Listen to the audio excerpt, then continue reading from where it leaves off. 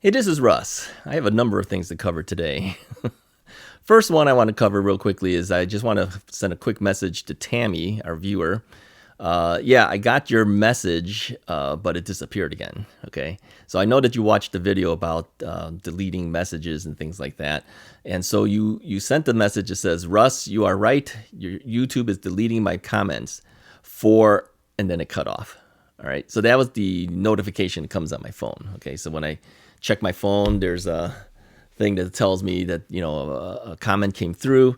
So that's all I saw of it. And then when I went to check it, yeah, it was gone again. So yeah, YouTube for some reason has decided to cut your comments out of Russ is Right. I don't know why that is. I apologize that that happens to you, but if you'll do me a favor, just keep making a couple comments on every video. I mean, don't make a long thing. I mean, don't spend all your time to do it, but put a couple words. Just say, Russ, did you get this message? Or something that's different for each message, and then at least when it finally kicks in, we'll know. Okay. Sorry that that's happening to you, and I'm asking you to help me do this, but this is the only way I can find out what happens to these messages that are automatically deleted. Okay, maybe eventually it comes back. Sometimes these messages do come back to me. I've noticed that sometimes a message that someone sent shows up like a week later. Don't know why. Maybe we can figure it out with your help. Okay, anyways, next thing I want to talk about is all the spam phone calls and mail that we get. All right, I get a lot of junk mail, just like everybody else. Okay, you get everything from mailers that come in weekly, for ads. Yeah, let's pick a couple of these here. Okay, let me let me cover our name and address here and stuff. All right, this everyone gets this, right? Bed Bath and Beyond. Okay. What else? Here's another one. This one's addressed to my daughter, who no longer lives in our building here. This is Walmart. All right. So things come through, even though you have new addresses and stuff. It still comes in. But anyways, what do you guys do with mailers like this? Do you just throw it in the garbage? Do you recycle them? What do you do? And do you take your name off of it? Here's what I typically do. Okay, let's take Bed Bath and Beyond's here. So obviously they have our name and address and all that stuff here. What I'll do is I'll rip that part off.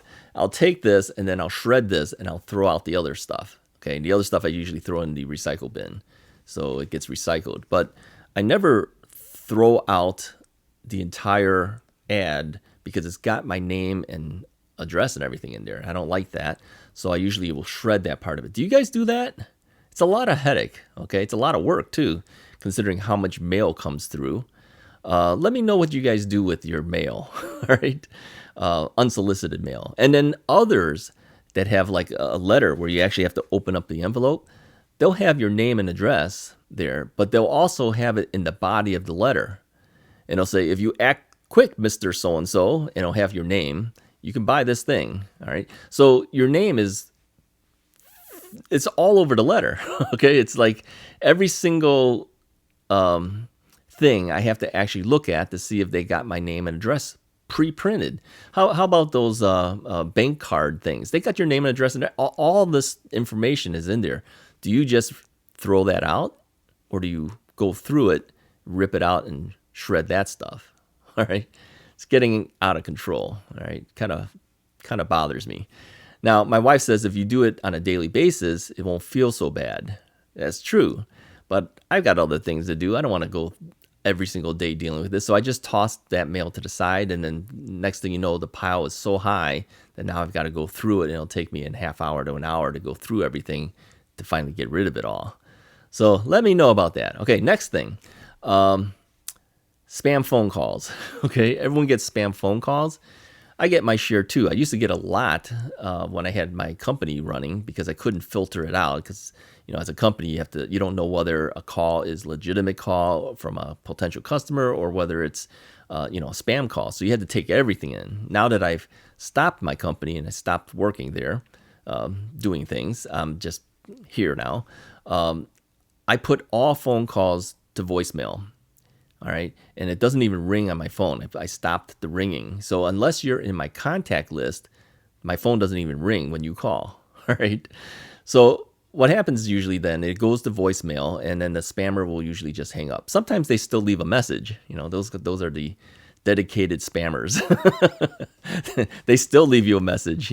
Oh, your Dun and Bradstreet score is so and so, or hey, would you like a business loan or whatever? All this type of stuff.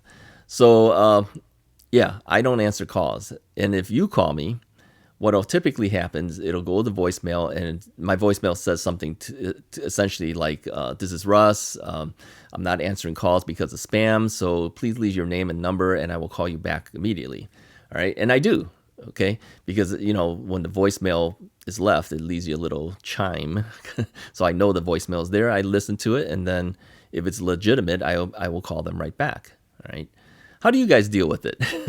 I mean, and I have some spam blockers on my phone as well, so it kind of helps that.